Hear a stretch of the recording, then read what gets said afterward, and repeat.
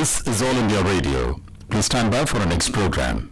This is All India Radio. You will now hear comments from the press. The Times of India, in its editorial titled Tell India's Story, writes, Foreign Minister S. Jaishankar's visit to China comes at a crucial time. Although the visit was supposed to primarily focus on arrangements for Chinese President Xi Jinping's trip to India later this year, New Delhi's decision to revoke special status for Jammu and Kashmir was bound to figure in Jaishankar's parleys with his Chinese counterpart. Plus, Pakistani Foreign Minister Shah Mahmood Qureshi also made a trip to Beijing a few days ago. He had sought Chinese support to take India's recent move on J&K to the UN Security Council. In fact, Pakistan is currently engaging in widespread diplomatic efforts to drum up international support for its Kashmir position. India needs to quickly move to counter this propaganda offensive. All the more so because Western opinions on the legal, diplomatic, political and historical aspects of the Kashmir issue aren't always well informed, while China has a tendency of standing by Pakistan. For example, few are aware of the ethnic cleansing of Kashmiri Pandits or of blatant human rights violations in POK, where large-scale demographic changes have been engineered,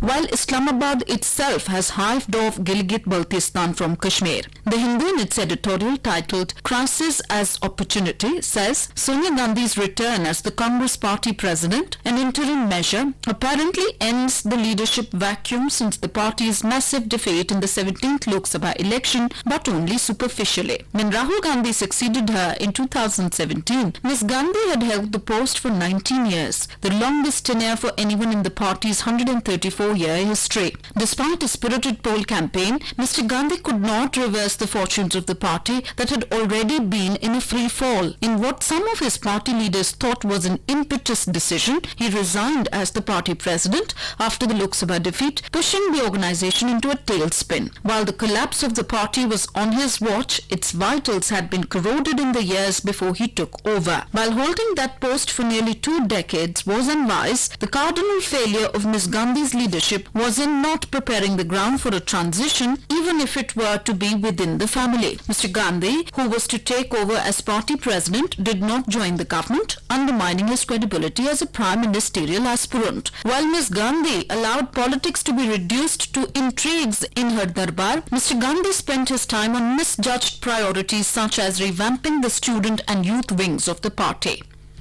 The Tribune, in its editorial titled Silence of the Lambs, writes, Festivals are a time for joyous reunion, but Eid al-Azha celebrations in J&K remained a muted, albeit peaceful affair after the revocation of Article 370.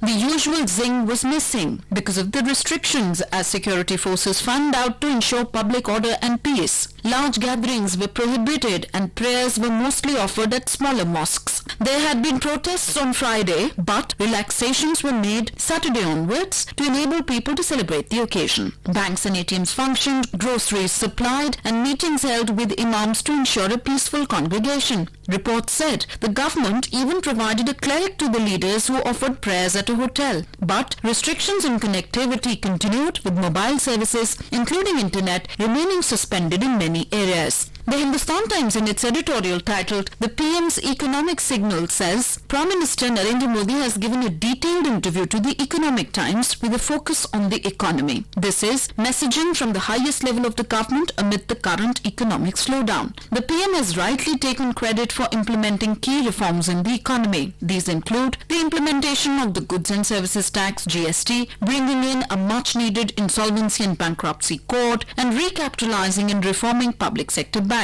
All these reforms will improve rule-based compliance, reduce policy uncertainty, and undermine vested interests. For this, the government deserves credit. The second claim is that the government has done a good job in macroeconomic management. Inflation, fiscal deficit, and current account deficit are under control. But not all of this is because of the government. Benign oil prices have played a big role. A large part of the government borrowing has been shifted outside the budget. There is a controversy on the veracity of GDP numbers. Be that as it may, the PM is right in saying that there is no looming crisis on the inflation and deficit front. This brings up the question of what has led to the current slowdown. It is here that the messaging is not clear. Those were the comments from the press presented to you by the News Services Division of All India Radio.